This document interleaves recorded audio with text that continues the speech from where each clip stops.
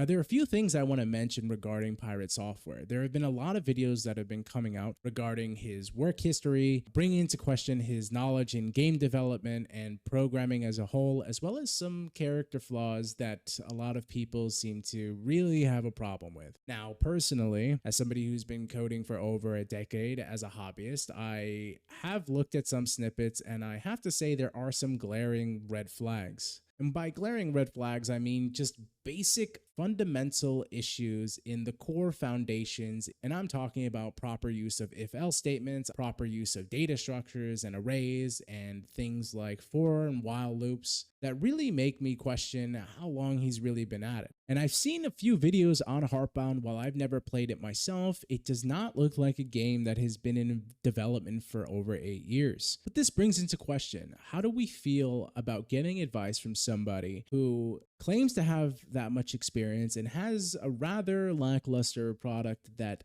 doesn't seem to reflect all of the things that he claims? Now, while this is not meant to attack him, but I have seen snippets from both, and it doesn't look super good. But the overall question I'm trying to ask is, if somebody claims to be an expert and inspires a bunch of people to do something, regardless of background, regardless of their situation, and this yields a positive result, how important is it that they actually know what they're talking about? Now, that sounds funny on its face, I know. If I wanted an expert's opinion, if I went to a doctor and I wanted an opinion and the doctor gave me that opinion and it was not an expert doctor opinion, I'd be pretty fucking pissed off. So I'm not exactly for that. However, at the same time, I do think it's yielded a lot of net positive. Maybe he doesn't have the strong foundations that he claims to have and he's just trying. But yeah, let me know down in the comments what you think about his game, as well as for a lot of my fellow coders,